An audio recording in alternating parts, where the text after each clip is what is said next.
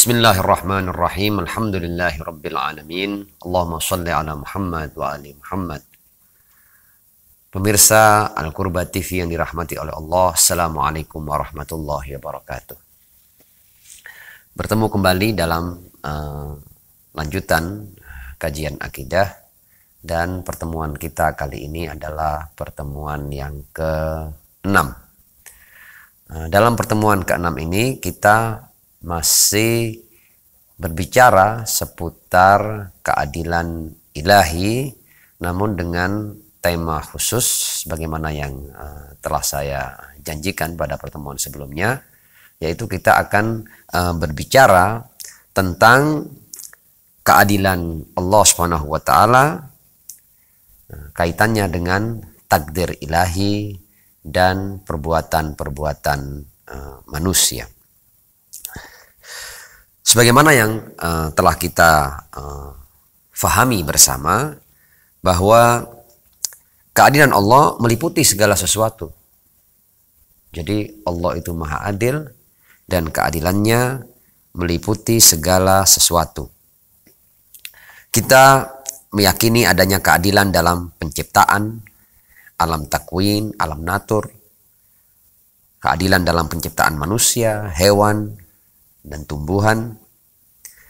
Hal ini juga Allah tegaskan dalam ayatnya, syahidallahu annahu la ilaha illahu wal malaikatu wa ulul ilmi qa'iman bil qist, la ilaha illa huwal azizul hakim. Artinya Allah itu qa'iman bil qist. Allah adalah zat yang senantiasa menegakkan keadilan. Ini perlu kita sampaikan sebagai muqaddimah, bahwa Allah itu maha adil dalam segala hal. Nah, di antaranya yang bagian pertama tadi ini kita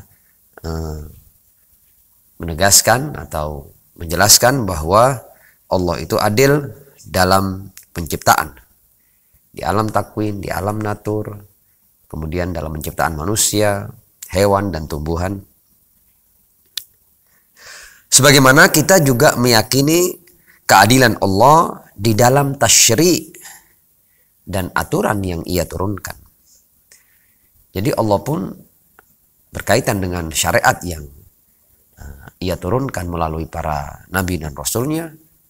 Allah juga menitik beratkan pada masalah keadilan.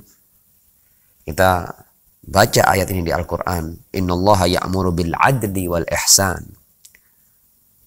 Allah memerintahkan keadilan, kebaikan, wa ita'i dzil qurba wa yanha 'anil fahsya'i wal munkari wal baghi ya'idzukum la'allakum tadhakkarun.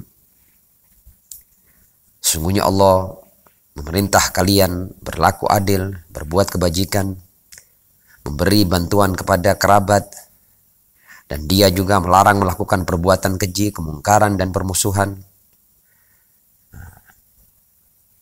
Artinya Allah selain adil dalam penciptaan, Allah juga adil dalam syariat yang Ia turunkan. Kemudian Allah juga adil dalam segala ketentuannya, qada qadarnya, baik di dunia, sebagaimana Dia juga adil dalam perhitungan atau hisabul a'mal dan balasan atas kebaikan dan keburukan para hamba di akhirat.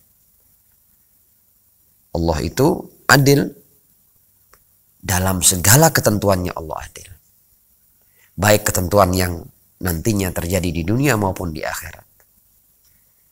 Allah juga akan berlaku adil dalam menghisab amal-amal hambanya. Artinya Allah tidak mungkin memberikan balasan keburukan kepada kebaikan, atau sebaliknya memberikan balasan kebaikan pada keburukan. Itu adalah sesuatu yang bertentangan dengan keadilan Allah Subhanahu wa taala. Hal ini kita fahami dalam firman-Nya ketika Allah berkata, wa wudi'al kitab fataral mujrimina musyfikina mimma fihi wa yaquluna ya wailatana ma li hadzal kitab la yughadiru saghiratan wala kabiratan illa ahsaha. Orang-orang yang berbuat keburukan nanti ketika melihat kitab amalnya mereka terkaget-kaget. bahwa lihat kitab ini bahkan tidak melewatkan hal yang paling kecil dari keburukan dan kejahatan kami. Semuanya tercatat. La yughadiru saghiratan wala kabiratan. Tidak kejahatan yang besar, tidak kejahatan yang kecil. Semuanya tercatat, detail, rapi, rinci. Semuanya terhitung. Wa wajadu ma'amilu hadira. Bahkan digambarkan bahwa orang-orang akan menyaksikan amal perbuatannya seakan hadir di hadapannya. Dan kemudian ayat ini ditutup dengan wala yadhlimu rabbuka ahadan.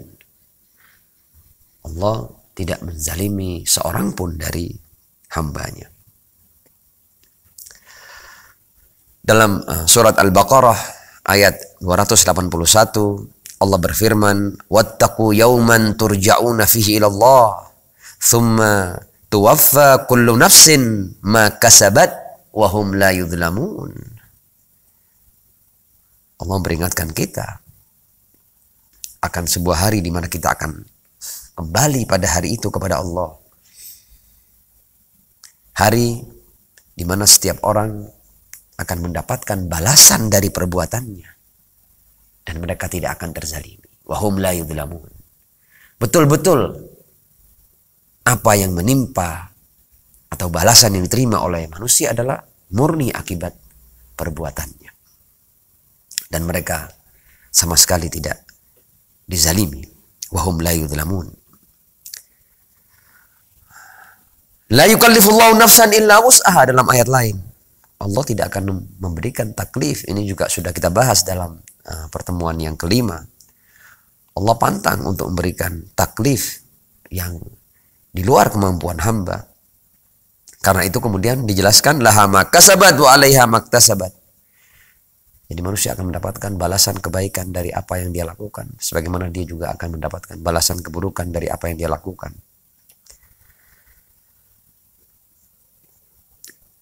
Jadi beberapa poin yang kita bahas di awal sebagai mukaddimah ini, kita memahami bahwa Allah itu maha adil dalam segala hal. Dalam penciptaan, dalam menurunkan syariat, dalam menghitung amal-amal hamba, dalam menghisap amal-amal hamba. Bahkan Allah adil dalam memberikan taklif. Allah tidak mungkin memberikan sesuatu yang di luar kemampuan manusia. Intinya Allah SWT maha adil dalam segala hal. Allah tidak mungkin berbuat zalim dalam satu masalah pun. Nah, setelah kita sampai pada kesimpulan bahwa Allah itu maha adil, maha bijaksana, maka ada sebuah pembahasan di kalangan muslimin, ini pembahasan yang cukup menguras energi umat Islam, bahkan ada banyak perselisihan di dalamnya, banyak pertentangan di dalamnya. Pembahasan yang berbicara tentang keadilan Allah dan perbuatan manusia atau masalah takdir. Dan muncul tiga pendapat. Jadi ada tiga madhab besar berkaitan dengan takdir ilahi dan perbuatan manusia. Ada pendapat yang mengatakan bahwa manusia itu dalam segala perbuatannya terpaksa mutlak. Ini dikenal dengan kelompok Jabariyah atau pendapat Al-Jabr, bahwa manusia itu terpaksa mutlak. Manusia ibarat boneka yang menjalankan segala macam ketentuan Allah. Manusia tidak punya daya, tidak punya upaya. Mungkin di antara dasar mereka ketika mereka membaca zikir la haula wala quwata illa billah, ini juga mereka jadikan bukti bahwa manusia ibarat boneka, la haula wala quwata illa billah. Dia hanya menjalankan berbagai macam ketentuan Allah Subhanahu wa taala. Ini satu pendapat. Pendapat lain adalah at-tafwid atau kelompok Qadariyah yang mengatakan bahwa manusia bebas mutlak. Jadi manusia setelah dicipta, manusia betul-betul independen, memiliki kebebasannya tidak lagi bergantung kepada Allah Subhanahu wa taala, dia bebas melakukan apa saja dan tidak terikat kepada penciptanya. Ini pendapat yang kedua. Pendapat yang ketiga adalah pendapat pengikut Ahlul Bait alaihimussalam. Ini pendapat yang mengatakan bahwa la jabra wa la tafwid bal amrun bainal amrain. Jadi manusia itu tidak terpaksa mutlak, tidak seperti boneka begitu. Tapi juga manusia tidak bebas mutlak, yang kemudian dia bisa melakukan sesuatu secara independen. Tidak. Menurut pengikut Ahlul Bait, manusia tidak akan pernah tidak bergantung kepada Tuhannya. Jadi la jabra wa la tafwid bal amrun bainal amrain. Manusia tidak bebas mutlak, tidak terpaksa mutlak. Tapi ada satu celah di antara keduanya ini, di antara bebas mutlak dan terpaksa mutlak. Ada di tengah-tengah ini. Nah, seperti apa itu kita akan bahas lebih jauh. Tapi ini kita pahami bahwa berkaitan tentang perbuatan manusia ada 3 pendapat ini. Ada yang mengatakan bahwa manusia terpaksa mutlak. Jadi apapun yang dilakukan oleh manusia adalah ketentuan Allah. Bukan perbuatan manusia itu sendiri. Nah, masing-masing kelompok ini mempunyai dalil. Dan dalilnya juga bukan dalil yang tidak kuat. Dalilnya sangat kuat. Contoh mamanya. Kelompok Jabariyah atau yang mengatakan bahwa manusia itu terpaksa mutlak. Itu banyak dalilnya di Al-Quran. Contoh mamanya ketika mereka berdalil dengan ayat ini. Walau sya'allah la ja'alakum ummatan wahidah. Kalau Allah mau, Allah akan jadikan kalian umat yang satu. Walakin yudillu man yasha wa yahdi man yasha. Akan tapi Allah itu dia menyesatkan siapa yang dia kehendaki dan memberi petunjuk siapa yang dia kehendaki. Ayat ini memang kalau kita baca zahirnya memang seakan-akan yang menyesatkan dan memberi hidayah manusia itu adalah kehendak Allah Subhanahu wa taala. Jelas sekali ini. Walakin yudillu man yasha wa yahdi man yasha. Meskipun kemudian wala tus'alunna amma kuntum ta'malun. Jadi ayat ini kalau dibaca sempurna ini juga sebenarnya sudah merupakan pertanda bahwa maksudnya bukan berarti Allah memastikan manusia itu sesat dan dia tidak punya daya apa-apa. Atau Allah memastikan manusia itu mendapatkan petunjuk dan dia tidak berdaya apa-apa. Karena kalau kita baca ayat ini secara sempurna, di surat An-Nahl ayat 93 ini, ada keterangan, wala tus'alunna amma kuntum ta'malun. Kalian pasti akan ditanya atas apa yang kalian lakukan. Amma kuntum ta'malun ini menunjukkan bahwa memang ada perbuatan yang ternisbatkan kepada manusia. Dan tentu makna yudillu may yasha wa yahdi may yasha ini kita jawab singkat di sini supaya tidak terlalu panjang.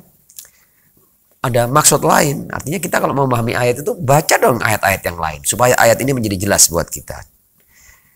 Di ayat lain dikatakan wa ammal ladzina kafaru fayaquluna madza aradallahu bihadza mathala yudillu bihi katsira wa yahdi bihi katsira. Di sini juga ada penegasan tentang ada banyak hamba yang disesatkan dan ada banyak hamba yang diberi petunjuk. Tapi kemudian ayat menjelaskan wa ma yudillu bihi illal fasiqin. Dan yang diberi predikat sesat oleh Allah itu adalah orang-orang yang fasik. Jadi sebenarnya hidayah yang Allah berikan dan idlal yang Allah sematkan itu adalah karena al-fusuq. Jadi kalau manusia berbuat fusuk, maka dia akan disesatkan oleh Allah Subhanahu wa taala. Jadi bukan sejak awal manusia ditentukan dia sesat. Tidak. Ketika manusia berbuat kefasikan, pelanggaran, maksiat, tidak patuh, baru kemudian dia akan mendapatkan idlal dari Allah Subhanahu wa taala. Wa ma yudillu bihi illal fasiqin. Namun boleh jadi kelompok Jabariyah ini memahami ayat ini tanpa melihat ayat-ayat yang lain. Ada banyak ayat yang menjadi dasar kelompok Jabariyah. Contohnya namanya ayat seperti ini. Wa ma ramaita idh ramaita walakinnallaha rama. Ini juga salah satu ayat yang dijadikan dasar oleh kelompok Jabariyah. Wa ma ramaita idh ramaita walakinnallaha rama. Jadi dalam perang, ketika orang-orang beriman berperang dengan orang-orang kafir, itu ayat Al-Quran mengatakan bahwa ketika kamu melesatkan anak panah, itu sebenarnya bukan kamu yang melesatkan. Wa ma ramaita idh ramaita walakinnallaha rama. Tapi Allah yang melesatkan anak panah itu. Namun ini harusnya dipahami dengan ayat yang lain. Ini bukan berarti kemudian yang melesatkan anak panah itu Allah. Tidak. Tapi maksudnya adalah in tansurullaha yansurkum. Artinya kalau kamu berjihad di jalan Allah, Allah akan membelamu. Jadi artinya kamu dalam berperang itu wa ma ramaita idh ramaita walakinnallaha rama. Jadi ada bantuan Allah, ada pertolongan Allah dalam perang kalian. Ini adalah kurang lebih sedikit daripada dasar-dasar kelompok Qadariyah. Atau mungkin supaya kita memahami berbagai macam dalil ya secara singkat dari kelompok Qadariyah itu, ada banyak ayat-ayat yang memang seakan-akan kuat sekali bahwa kelompok Jabariyah maksudnya ya, kuat sekali bahwa ayat ini kalau dipahami secara zahir seakan-akan memang manusia itu terpaksa mutlak. Contoh banyak ayat seperti ini, wallahu khalaqakum wa ma ta'malun. Allah menciptakan kalian dan apa yang kalian lakukan itu ciptaan Allah. Ayat ini memang ketika dibaca akan menjadikan manusia menganggap bahwa perbuatannya adalah ciptaan Allah Subhanahu wa taala. Qulillah khaliqu kulli syai'. Katakan bahwa Allah menciptakan segala sesuatu.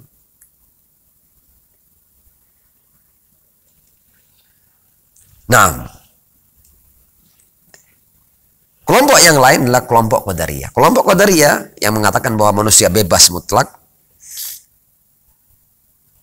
Kelompok ini juga punya dalil-dalil yang kuat di Al-Quran. Contoh, ini dalil-dalil kelompok kelompok Qadariyah ya. Sebenarnya ayat ini, walaisa lil insani illa ma sa'a. Dan tidak bagi manusia kecuali apa yang dia usahakan. Jelas kan ayatnya menisbatkan pada usaha manusia. Atau ayat man syaa falyu'min wa man syaa falyakfur. Siapa yang mau silakan beriman, siapa yang mau silakan kufur. Ini juga menunjukkan kebebasan manusia. Atau ayat faman syaa attakhadha ila rabbih sabila. Siapapun yang hendak mencari jalan menuju Tuhannya. I'malu ma syi'tum. Ayat lain, berbuatlah sesuai kehendak kalian. Atau al-yauma tudzawna bima kuntum ta'malun. Di hari ini, di hari pembalasan nanti kalian akan mendapatkan balasan atas apa yang kalian lakukan. Ini juga adalah sedikit daripada ayat-ayat yang menunjukkan dasar yang juga kuat bagi kelompok Qadariyah, kelompok yang menganggap manusia itu bebas mutlak. Nah, sekarang kita akan mengkaji lebih jauh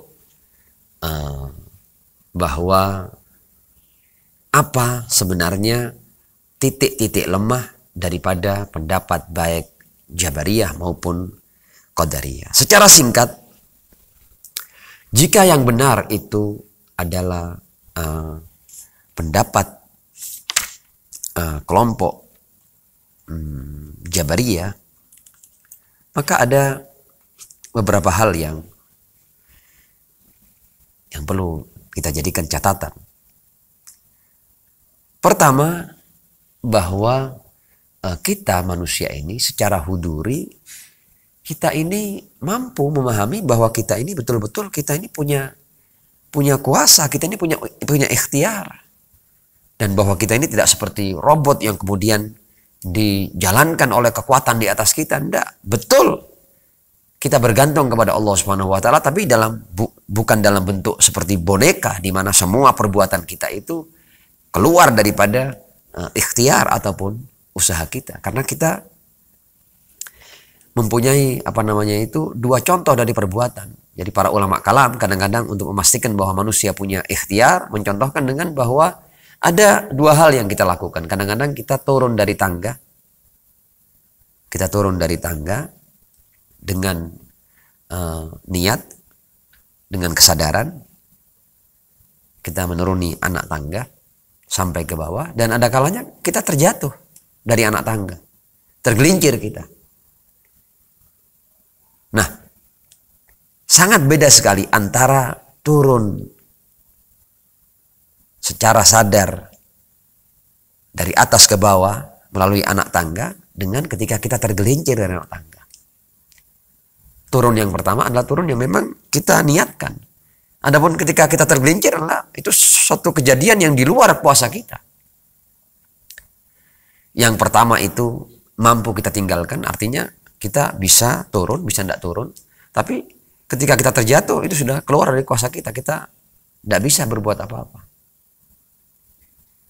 Tapi yang pasti bahwa ada perbedaan antara kita turun dari tangga secara normal dengan kita terjatuh dari tangga. Yang pertama itu ada ikhtiar kita, yang kedua tidak ada ikhtiar kita. Artinya, untuk memastikan bahwa manusia punya ikhtiar, itu adalah sesuatu yang bisa kita fahami ketika kita melakukan berbagai macam perbuatan. Ada perbuatan-perbuatan yang kita lakukan dengan sengaja, ada yang terjadi itu di luar kuasa kita dan kita bisa pahami itu. Poin berikutnya, kalau seandainya manusia itu terpaksa mutlak, maka taklif dari Allah itu tidak akan ada artinya. Kalau memang semua sudah ditentukan oleh Allah, apa artinya Allah memberikan serangkaian perintah dan serangkaian larangan? Oh, sudah kamu tentukan semuanya kok. Aku ini ibarat boneka kok. Apa pentingnya taklif? Jadi kalau manusia itu terpaksa mutlak, maka taklif gugur. Dan manusia tidak bisa disebut sebagai sosok yang bermaksiat atau yang taat. Tidak, karena semuanya telah ditentukan. Jadi predikat manusia itu taat atau bermaksiat akan gugur atau akan terbuang dari manusia kalau yang manusia itu mujbar atau majbur atau terpaksa mutlak. Dan hal ini juga akan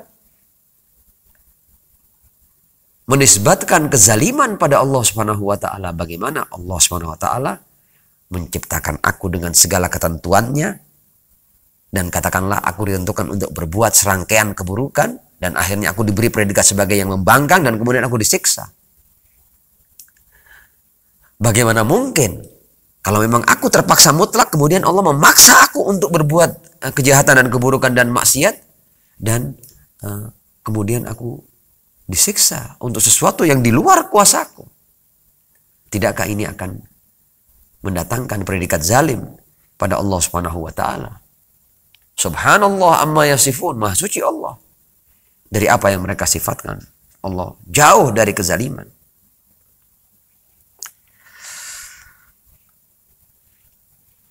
Jadi yang pertama, manusia secara huduri memahami bahwa dia punya ikhtiar dan kuasa. Dia bisa melakukan perbuatan baik dan dia bisa melakukan perbuatan buruk. Dan dia merasa untuk berbuat baik dan buruk itu betul-betul dalam kuasanya. Tidak ada kekuatan lain yang memaksanya dia untuk berbuat baik atau buruk. Poin yang kedua, betul memang Allah punya kuasa penuh atas manusia. Namun Allah tidak mungkin memaksa manusia untuk berbuat baik atau berbuat buruk. Karena kalau Allah yang memaksa manusia untuk berbuat buruk, maka Allah tidak berhak untuk menghukum manusia. Karena kalau itu terjadi, maka berarti Allah menghukum seseorang yang tidak pernah melakukan keburukan. Hal lain yang perlu kita fahami adalah bahwa kita telah belajar dalam masalah wajibul wujud itu bahwa mumkinul wujud, kita ini sebagai manusia, sebagai mumkinul wujud, itu mumkinul wujud senantiasa bergantung pada wajibul wujud. Jadi manusia sebagai mumkinul wujud itu senantiasa bergantung pada wajibul wujud, yakni Allah Subhanahu wa taala. Nah, ini juga yang akan memerlukan perhatian kita untuk bagaimana kita menisbatkan sebuah perbuatan kepada manusia yang mumkinul wujud, sementara konsekuensi logis dalam mumkinul wujud itu adalah sebuah keberadaan yang senantiasa bergantung pada wajibul wujud. Nah, bagaimana perbuatan ini bisa ternisbatkan pada manusia? Ini akan kita jelaskan nanti dalam apa yang dimaksud dengan la jabra wa la tafwid wal amrun bainal amrain. Hal lain adalah bahwa dengan lutuf dan rahmatnya Allah menghindarkan hamba-hamba yang berhak mendapatkan inayah untuk tidak terjerumus dalam keburukan. Ya, memang Allah Subhanahu wa taala dia Maha Latif, Maha Rahim. Maka Allah memang telah menurunkan berbagai lutuf dan rahmatnya bagi manusia untuk tidak terjerumus ke dalam keburukan. Sebagaimana dia memberi taufik dan pertolongan kepada mereka untuk berbuat kebaikan. Ini juga kita yakini. Poin lain yang perlu kita fahami bahwa Allah Maha Adil. Maka dia tidak akan pernah memasukkan al-muhsinun ke dalam neraka atau al-musiun ke dalam surga. Karena Allah Maha Adil, hukumnya berdasar pada keadilan, keputusannya bersandar pada keadilan, maka tidak mungkin orang yang berbuat kebaikan akan dimasukkan ke neraka, atau orang yang berbuat keburukan, kalau akhirnya dia tidak minta ampun kepada Allah, akan dimasukkan ke dalam surga. Kita lihat seperti di surat Az-Zumar ayat 20, Allah berkata, lakinil ladzina taqaw rabbahum lahum ghurafum min fawqiha ghuraf mabniyatun tajri min tahtihal anhar. Wa'adallah. Ini sudah janji Allah. Allah di banyak ayat mengatakan innal abrara lafi na'im wa innal fujjara lafi jahim. Wa'adallah la yukhlifullahu al-mi'ad. Dan Allah pantang untuk mengingkari apa yang telah menjadi janjinya. Namun orang-orang yang meyakini bahwa Allah itu berhak untuk memasukkan orang yang berbuat baik ke dalam neraka, itu karena mereka memahami ayat ini secara letterlek ya. Ayat yang berbunyi di surat Al-Anbiya ya ayat 23, la yus'alu amma yaf'al wa hum yus'alun. Allah tidak ditanya atas apa yang ia lakukan, sementara manusia itu akan ditanya atas perbuatan-perbuatan mereka. Tapi Allah tidak akan ditanya atas perbuatannya. Nah, ini menurut sebagian muslimin bahwa ini Allah bebas untuk melakukan apa saja. Jadi Allah tidak terikat oleh nilai-nilai tertentu. Nah, padahal ayat ini la yus'alu amma yaf'al, iya karena dia wajibul wujud. Tidak ada kekuatan yang di atas Allah Subhanahu wa taala, sehingga tidak mungkin ada yang punya kuasa untuk mempertanyakan sesuatu kepada Allah Subhanahu wa taala. Namun hal ini tidak serta-merta menisbatkan kekurangan kepada Allah, sehingga ini berarti bahwa Allah bebas untuk berbuat sesuatu yang bertentangan dengan kesempurnaannya, seperti berbuat kezaliman. Poin lain yang perlu kita fahami dalam kaitan keadilan ilahi adalah Allah pantang untuk berbuat sesuatu yang bersifat sia-sia.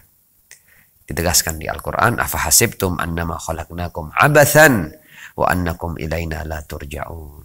Allah mencipta kalian tidak sia-sia. Allah menurunkan para nabi, Al-Quran, serangkaian perintah, serangkaian larangan. Ini tidak sia-sia, ada artinya, ada maknanya, ada nilainya. Nah, kalau manusia itu memangnya ditafsirkan seperti penafsiran kelompok Jabariyah bahwa manusia itu terpaksa mutlak, maka perintah Allah, larangan Allah menjadi sia-sia, menjadi tidak punya makna. Nah, setelah kita memahami berbagai macam keterangan di atas, kita jadikan itu semua sebagai muqaddimah.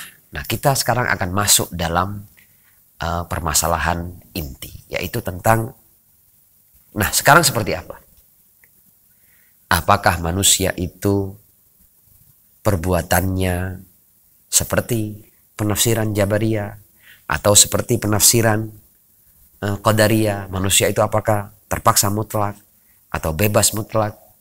Lalu apa maksud daripada amrun bainal amrain? Kalau seandainya manusia itu tidak terpaksa mutlak dan tidak bebas mutlak, apa maksudnya? Tentu ini semua butuh penjelasan. Yang pertama, bahwa dari berbagai macam keterangan yang kita pahami, manusia tidak mungkin terpaksa mutlak. Karena hal itu akan berkonsekuensi diantaranya pada kezaliman Allah Subhanahu wa Ta'ala. Manusia juga tidak bisa bebas mutlak. Karena berarti kalau manusia itu bebas mutlak, berarti selain Allah pernah tidak bergantung kepada Allah.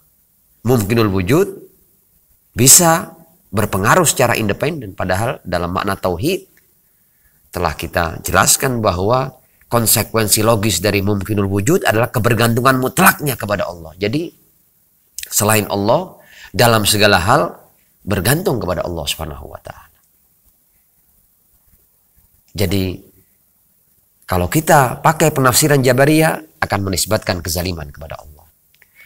Kalau kita pakai penafsiran Qadariyah, manusia bebas mutlak, berarti manusia harus pernah tidak bergantung kepada Allah. Jadi perbuatannya itu adalah betul-betul karena dirinya. Dan dia keluar dari kebergantungan kepada Allah Subhanahu wa Ta'ala. Ini juga akan menodai makna tauhid. Menodai makna la haula wa la quwata illa billah. Menodai makna kul kullun min indillah. Nah, para imam suci Ahlul Bait alaihimussalam yang mendapatkan ajaran dari Ar-Rasul sallallahu alaihi wa alihi menafsirkan perbuatan manusia itu dengan penafsiran la jabra wa la tafwid bal amrun bainal amrain. Manusia memang tidak pernah tidak bergantung kepada Allah. Namun antara bebas mutlak dan terpaksa mutlak itu ada celah yang panjang di antara keduanya. Saya dalam kesempatan ini tidak akan menjelaskan dengan penjelasan-penjelasan yang bersifat filosofis, karena itu menuntut muqaddimah yang sangat panjang. Namun saya akan jelaskan lewat sebuah contoh saja. Nah, contoh ini mudah-mudahan akan memahamkan kita pada hakikat permasalahan. Meskipun hal ini mempunyai penjelasan-penjelasan yang sangat dalam dan sangat detail.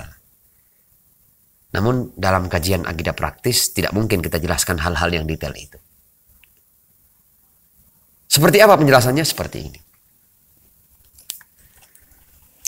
Kita tidak usah ke Allah Subhanahu wa Ta'ala. Kita berbicara bahwa contoh kita ini manusia. Kita ini manusia. kita ini bahkan kita punya kebergantungan yang tanda kutip seakan-akan kita tidak pernah terpisah dari kebergantungan ini. Contoh umpamanya, kita ini tidak pernah bisa berbuat tanpa kebergantungan pada oksigen. Artinya kita ini selama kita hidup kita bergantung pada oksigen. Ini kita tidak usah bicara Tuhan dulu ya. Jadi kebergantungan kita pada Tuhan jauh melebihi kebergantungan kita kepada oksigen. Tapi ini sekedar contoh saja. Bahwa kita dalam seluruh aktivitas kita, dalam segala macam perbuatan kita, kita bergantung kepada oksigen. Atau contoh lain, kita ini selalu bergantung pada energi. Energi itu kita dapatkan dari makanan. Oksigen juga, dari minuman. Dan kita tidak pernah berbuat, tidak pernah berucap, tidak pernah melihat, tidak pernah mendengar, kecuali kita bergantung pada energi. Energi yang kita dapatkan dari sinar matahari, dari oksigen, dari makanan, dari minuman. Tapi kalau seandainya ada seorang manusia, jadi manusia itu memang tidak pernah tidak bergantung kepada hal-hal yang saya sebut tadi, seperti oksigen, energi, dan lain sebagainya. Tapi sekarang saya mau tanya, ketika seorang manusia melakukan perbuatan jahat, katakanlah mencuri, apakah kemudian ketika karena manusia itu dalam melakukan berbagai macam aktivitasnya tidak pernah tidak bergantung pada energi, pada oksigen sebagai contoh, apakah kemudian ketika seorang manusia itu mencuri kemudian yang disalahkan adalah oksigennya atau energinya? Atau kira-kira manusia ini atau sosok ini yang mencuri ini tadi pagi itu apa sarapannya? Kok siang harinya dia mencuri?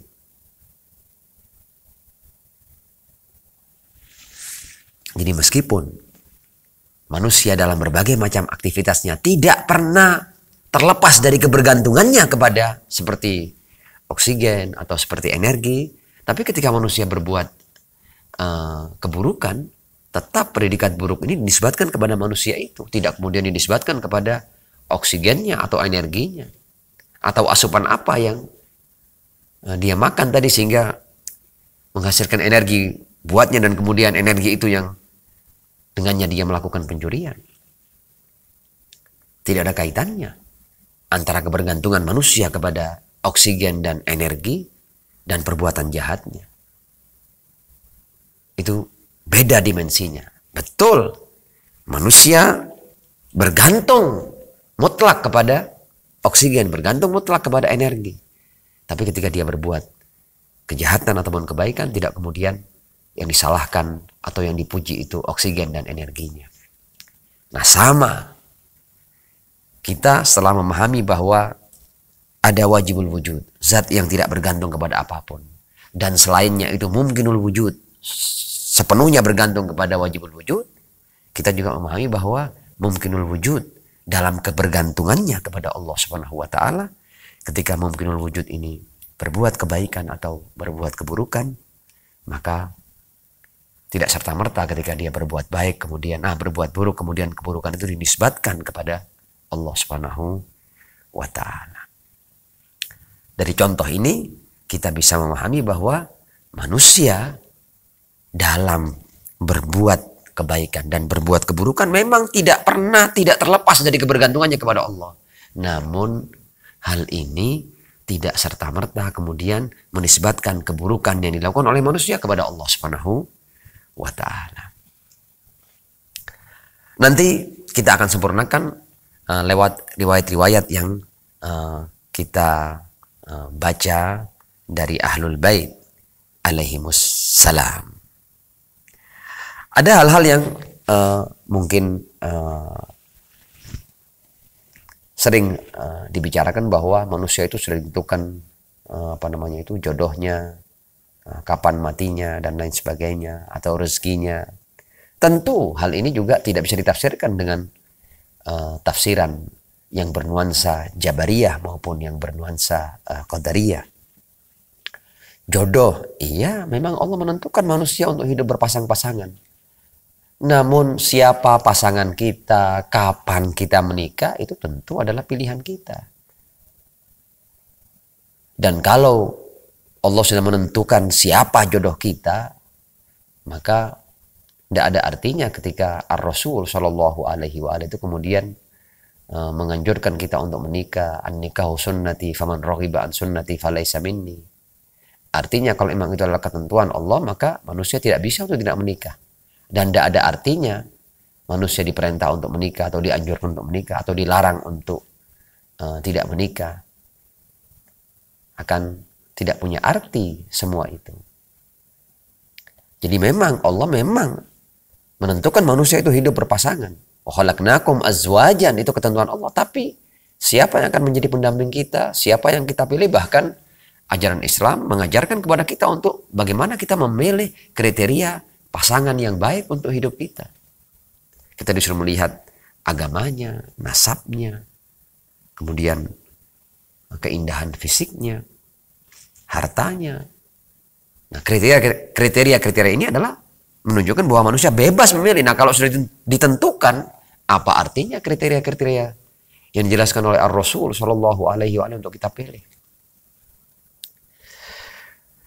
Dalam masalah rezeki juga begitu. Betul, Allah menjamin wa ma min dabbatin fil ardi illa 'alallahi rizquha. Tapi ini tidak kemudian menghilangkan usaha yang harus dilakukan oleh manusia. Wa laisa lil insani illa ma sa'a. Jadi kalau manusia tidak berusaha, maka boleh jadi hal-hal yang menjadi rezekinya akan tidak sampai kepadanya. Masalah ajal umpamanya, betul, memang Allah menjadikan kehidupan dunia kehidupan sementara, cepat atau lambat manusia ini akan mati. Tapi hal ini juga tidak serta-merta menjadikan masalah kematian adalah masalah yang sepenuhnya dalam tanda kutip ketentuan Allah Subhanahu wa taala. Terjadi dialog antara tabib dari India dan Al-Imam Ja'far As-Shadiq alaihi salam dalam pertemuan antara Al-Imam Ja'far As-Shadiq dengan tabib dari India. Ketika itu Imam Ja'far melihat tabib ini makan daging panggang dalam jumlah yang banyak. Kata Imam Ja'far, hati-hati wahai tabib, kamu jangan terlalu banyak makan daging seperti itu, nanti itu akan mendatangkan kematian mendadak bagimu. Pola makan yang sembrono tanpa ukuran itu, kata Imam Ja'far, itu bisa membuat mati mendadak. Kemudian kata tabib, oh, kamu ini cucu Rasul kok pernyataanmu tidak sama dengan Al-Quran yang dibawa oleh kakekmu. Di Al-Quran dikatakan, idza jaa ajaluhum la yastakhirun wa la yastaqdimun. Kalau ajal datang tidak akan maju, tidak akan mundur. Kok kamu katakan bahwa makanan bisa membunuhku? Ini kamu berarti bertentangan dengan ayat tentang ajal itu. Bukankah kematian di tangan Allah? Imam Ja'far alaihissalam kemudian senyum dan dikatakan bahwa tabib, Al-Quran itu turun untuk kakekku dan aku lebih tahu tentang Al-Quran daripada engkau wahai tabib.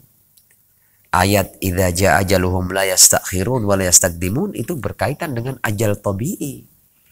Artinya iyalah, manusia itu cepat atau lambat dia akan sampai pada ajal tabiinya. Dia tidak akan hidup abadi di dunia. Tapi ada juga ajal ghairu tabii. Artinya manusia bisa melakukan hal-hal yang kemudian dia akan mati lebih cepat dari ajal tabiinya. Seperti kalau dia bunuh diri. Dan karena itu Allah melarang manusia untuk bunuh diri. Nah, kalau manusia tidak bisa mati kecuali dengan ajalnya atau ajal tabiinya, maka tidak ada arti larangan untuk bunuh diri. Atau larangan untuk membunuh orang lain tanpa alasan yang benar.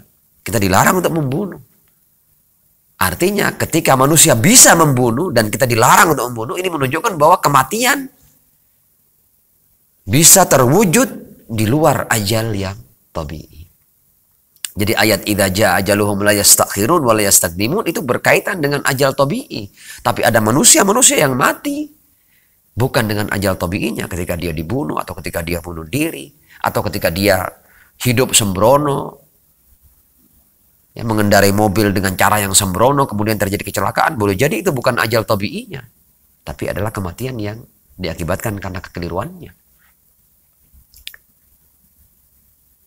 atau hidup dengan pola makan yang ugal-ugalan, nah, ini juga bisa mendatangkan kematian. Seperti yang diperingatkan oleh Imam Ja'far kepada tabib dari India itu. Nah, sekarang sampailah kita pada bagian yang paling akhir, yaitu kita akan membaca beberapa riwayat yang sampai dari Ahlul Bait alaihimussalam berkaitan dengan masalah takdir. Riwayat-riwayat ini penting untuk kita fahami karena mereka lah penafsir-penafsir hakiki Al-Quran. Dan karena itu Ar-Rasul Shallallahu Alaihi Wasallam berkata, Inni tarikun fikum tsaqalain, kitabullah wa itrati ahla baiti. Kita akan memahami Al-Quran dari yang Rasul pesankan untuk kita sandingkan ia dengan Al-Quran. Nah, riwayat yang pertama adalah riwayat dari Al-Imam Ja'far As-Shadiq alaihi salam. Imam Ja'far berkata, Innallaha khalaqal khalqa fa'alima ma hum sha'iruna ilai. Allah menciptakan makhluk, Allah tahulah mereka itu akan menjadi apa dan akan seperti apa. Allah tahu. Tapi pengetahuan Allah tidak sama dengan penentuannya. Wa amarahum wa nahahum. Allah memerintah mereka, melarang mereka. Fama amarahum bihi min syai'in faqad ja'ala lahumus sabil ila tarkih. Ketika Allah memerintah mereka untuk melakukan sesuatu, Allah juga buka peluang baginya untuk apakah dia mau mengamalkan perintahnya atau meninggalkan perintahnya. Jadi manusia tidak terpaksa. Wala yakunun akhidin wala tarikin illa biiznillah. Nah, baik manusia itu mengamalkan perintah Allah atau meninggalkan perintah Allah, semua itu berjalan dengan izin Allah. Artinya manusia tidak pernah lepas dari kebergantungannya kepada Allah Subhanahu wa taala.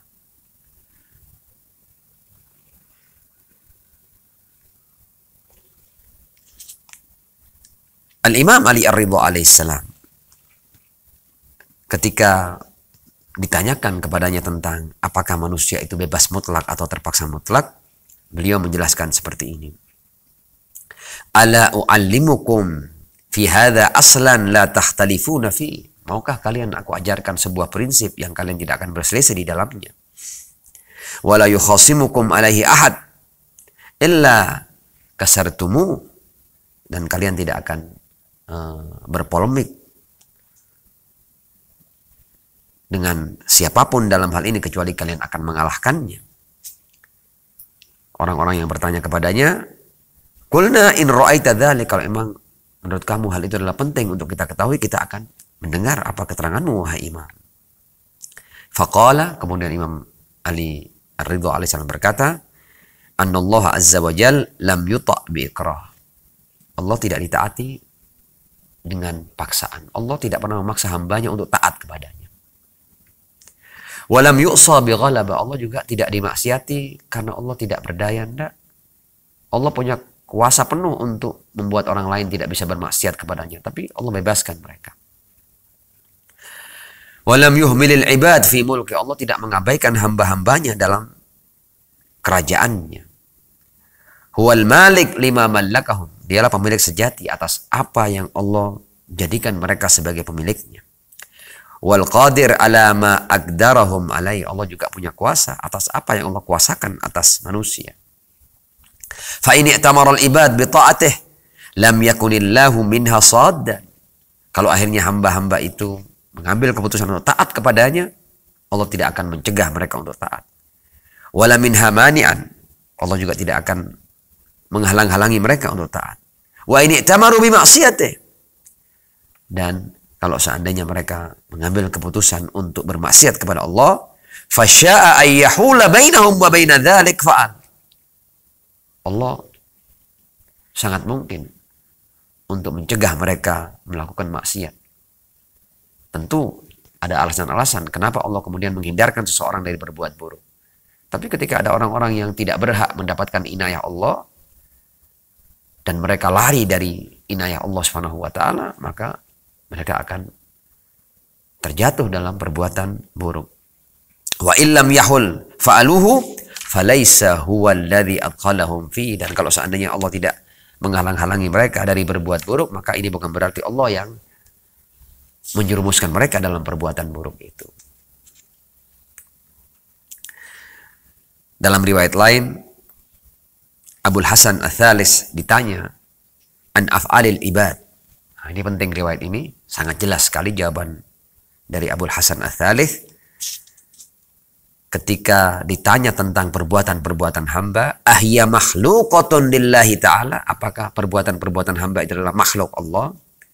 Faqala, jadi penanya ini ingin berkata bahwa apakah ketika manusia itu berbuat keburukan, perbuatan buruk ini juga merupakan ciptaan Allah, Allah yang menciptakannya sehingga manusia berbuat buruk? Faqala, law kana khaliqan laha lama tabarra'a minha. Kalau perbuatan buruk itu Allah yang menciptakannya, maka tidak mungkin Allah bercuci tangan dari perbuatan buruk itu. Wa qad qala subhanahu, dan Allah telah berkata di Al-Quran, annallaha bari'um minal musyrikin. Allah berlepas tangan dari orang-orang yang menyekutukan Allah Subhanahu wa ta'ala, dari orang-orang musyrik. Dan tentu ketika Allah mengatakan annallaha bari'un minal musyrikin, ini adalah tabarra'a min syirkihim wa qabaihihim. Allah berlepas tangan dari perbuatan syirik mereka dan dari berbagai macam perbuatan buruk mereka. Jadi maha suci Allah untuk berbuat keburukan.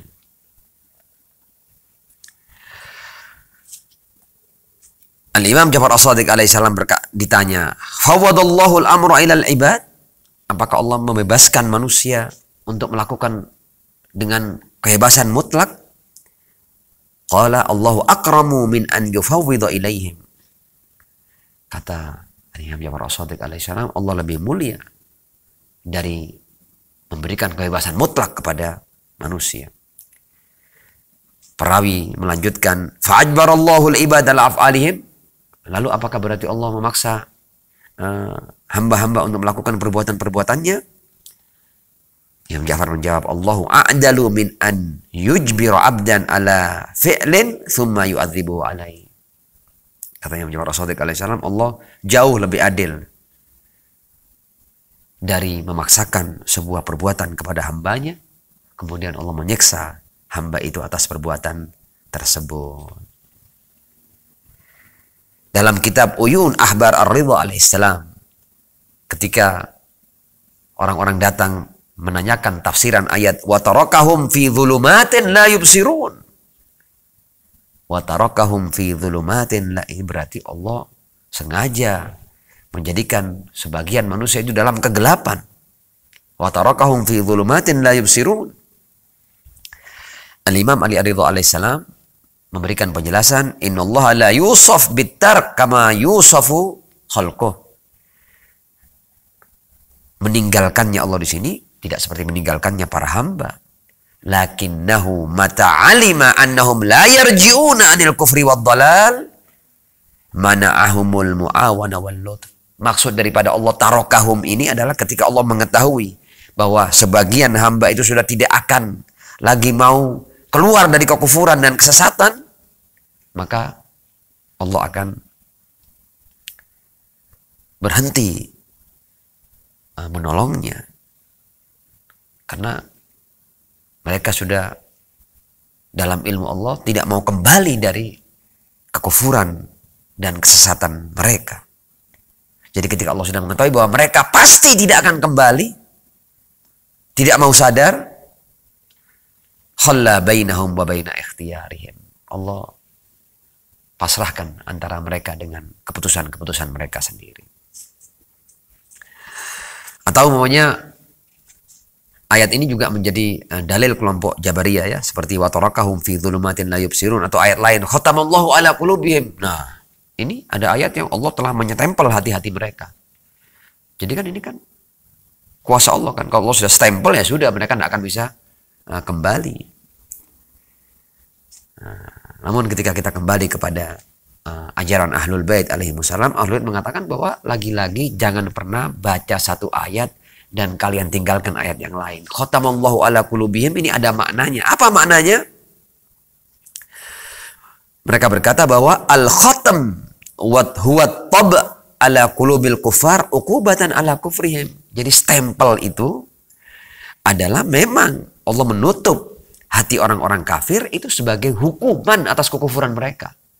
Jadi stempel itu bukan tanpa alasan dan sebab kemudian terjadi khotem. Tidak. Khotem ini adalah akibat kekufuran mereka. Karena itu baca ayat lain ketika Allah berkata, bal taba'allahu 'alaiha bikufrihim. Bal taba'allahu 'alaiha bikufrihim fala yu'minuna illa qalila. Jadi karena kekufuran mereka lah kemudian mereka mendapatkan at-taba, mendapatkan khatam, mendapatkan stempel dari Allah Subhanahu wa taala. Intinya Ahlul Bait hendak mengatakan bahwa manusia itu telah diberi jalan. Allah telah memberikan petunjuk kepada manusia. Inna hadainahus sabil imma syakiran wa imma kafura. Jalan telah kami tunjukkan. Kami beri manusia fitrah, kami beri manusia akal, kami beri manusia hati. Fa'alhamaha fujuraha wa taqwaha. Bahkan Allah telah mengirim berbagai macam utusan. Allah mengirim para rasul, para nabi. Allah turunkan berbagai macam kitab suci di sepanjang sejarah umat manusia ini. Inna hadainahus sabil. Jalan telah kami tunjukkan. Lewat fitrahnya, lewat akalnya, lewat hatinya, lewat kitab-kitab suci, lewat para nabi. Imma syakiron wa imma kafuro. Keputusan di tangan manusia. Apakah dia mau menerima kebenaran dan petunjuk atau mereka mau kufur. Wa hadainahun najdain. Kata Ar-Rasul sallallahu alaihi wa alihi, innama huma najdan. Ada dua jalan. Najdu khairin wa najdu syarrin. Ada jalan kebaikan, ada jalan keburukan. Fala yakun najdu syarri ahabba ilaikum min najdil khair. Jangan sampai jalan keburukan lebih kalian cintai daripada jalan kebaikan. Dan dari semua itu inti daripada perbuatan manusia itu adalah la jabra wala tafwid bal amrun bainal amrain walakin amrun baina amrain wa manzilatun baina manzilatain. Manusia tidak bebas mutlak, tidak terpaksa mutlak. Karena kalau bebas mutlak punya konsekuensi yang tidak benar, sebagaimana kalau manusia terpaksa mutlak juga mempunyai konsekuensi yang tidak benar. Yang benar adalah manusia tidak bebas mutlak dan tidak terpaksa mutlak, tapi amrun bainal amrain. Seperti yang telah kita jelaskan. Mudah-mudahan pelajaran kali ini bisa memberikan manfaat dan pemahaman tentang masalah takdir, kaitannya dengan perbuatan manusia dan keadilan Allah Subhanahu wa taala. Dan seandainya ada hal-hal yang masih ingin ditanyakan, bisa ditulis di kolom komentar. Insya Allah kita akan bahas dalam acara Obras bersama Al-Qurba TV. Wal afu minkum. Wassalamualaikum warahmatullahi wabarakatuh.